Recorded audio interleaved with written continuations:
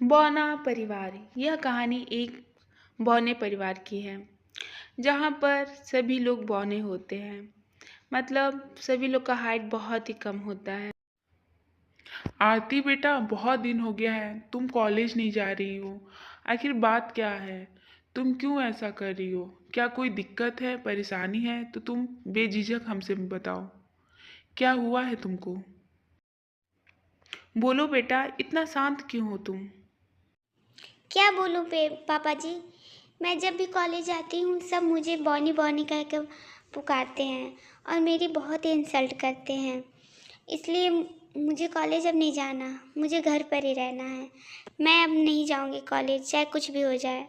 सब बहुत ही इंसल्ट करते हैं मेरी। आरती बेटा सुनो, मेरी बात सुनो।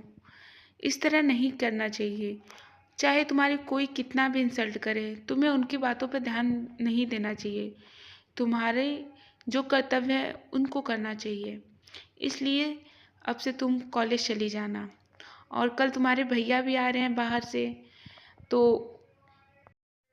उसको यह सब बात पता चलेगी तो उसको अच्छा नहीं लगेगा। इसलिए चली जाना।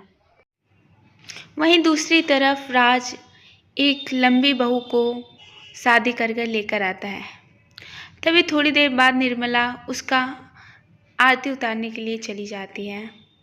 हालांकि यह बात निर्मला को नहीं पता था कि उसका बेटा एक लंबी बहू से शादी कर रहा है। सब माहौल बहुत ही विचित्र हो गया रहता है। राज बेटा, तुमने शादी कर ली और बताया भी नहीं। अगर तुम पहले बताते तो मैं और तैयारी की रहती। और इतनी जल्दी जल्दी में मैंने बस इतना ही कुछ कर पाया है। अब तुम दोनों चलो रूम में आराम करो, मैं तुम लोग के लिए कुछ लेकर आती हूँ। चलो। इसके बाद नैना अपने ससुराल वालों को देखकर बहुत ही आश्चर्य होती है। हे भगवान, मैं अब क्या करूं? मेरा हस्बैंड तो बौना था ही, अब मेरे ससुराल वाले भी बौने हैं। मैं इन्हें कैसे संभालूंगी? अब मेरा होगा क्या? मुझे तो कुछ समझ में भी नहीं आ रहा है। मैं करूँ तो करूँ क्या? माँ ने मुझे किस ससुराल में बांध दिया है? तभी उसकी नंद वहाँ आती है। हाय भाभी, मैं रिया हूँ, आपकी नंद। मैं कॉलेज चली गई थी इसलिए आपके गृह प्रवेश में नहीं रह पाई। और मुझे आपसे मिलकर बहुत अच्छा लग रहा है। और मैं क्या ही बोलूँ अब आपसे। बस आप बहुत ही सुंदर हैं, बहुत ही प्यारी हैं। अब पूरे ससुराल वालों को अच्छे से संभाल कर रखिएगा। और कुछ चाहिएगा तो बता दीजिएगा, मैं उसे दे दूँगी। इस तरह रिया की बातों को सुनकर मेरा तो सर फट रहा है तुम लोग को देखकर।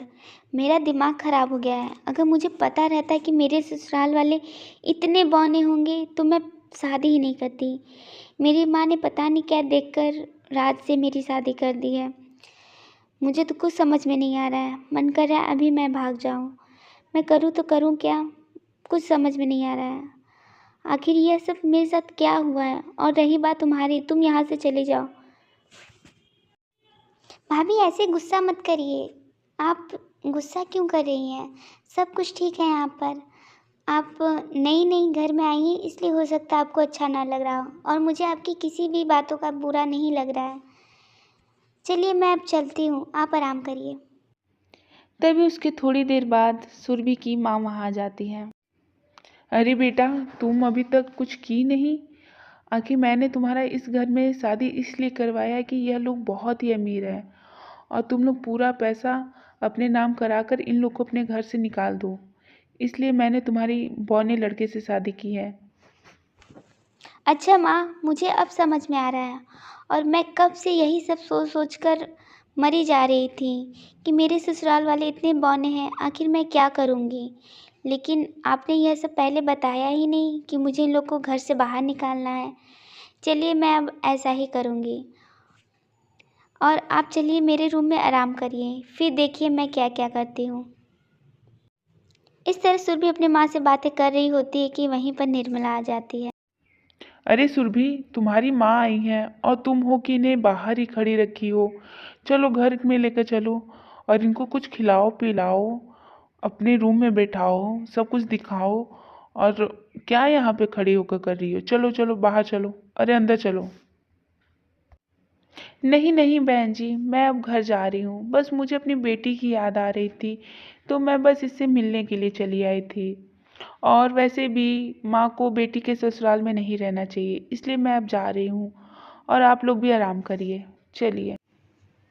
इसके बाद सुरभि अपने हस्बैंड के पास चली जाती है और वह उससे बातें करने के लिए सोच रही थी। मुझे तुमसे कुछ ज़रूरी बातें करनी थी। यही कि यह घर मेरे नाम कर दो, और अगर तुम नहीं करोगे तो मैं यह घर छोड़कर चली जाऊंगी। और हाँ, तुम्हें अपने परिवार वालों को भी यहाँ से निकालना पड़ेगा, तभी मैं तुम्हारे साथ रहूंगी। नहीं तो वैसे भी तुम्हारी बॉन्डिंग। नहीं जान, तुम ऐसा मत करो, मुझे छोड़ने की बातें मत करो। मैं तुम्हारे बिना नहीं रह पाऊँगा। और वैसे भी मुझसे शादी कौन करेगा? ये तो भगवान की वजह से तुमने मेरी साथ शादी कर ली, नहीं तो कौन करता। इसीलिए कह रही हूँ कि अपने परिवार वालों को यहाँ से निकाल दो। इसके बाद हम तुम आराम से इस घर में रहेंगे, कोई तकलीफ़ नहीं होगी, तुम भी खुश रहोगे और मैं भी खुश रहूँगी। इसलिए जल्द ही जल्द अपने माँ बाप को निकालो। तुम चिंता मत करो, तुम जैसा कहोगी वैसा ही होगा। ये घर तुम्हारे नाम ही मैं कर दूंगा, और मैं अपने परिवार वालों को घर से निकाल दूंगा। इसके बाद राज अपने परिवार वालों को घर से बाहर निकाल देता है। उसके घर वाले बहुत ही दुखी होते हैं अपने बेटे के इस व्यवहार को देखकर। सभी बौने होते हैं, ऊपर से वह सब बाहर निकाले होते हैं। तो दोस्तों, आप लोग को इसके आगे की कहानी चाहिए तो बताइए।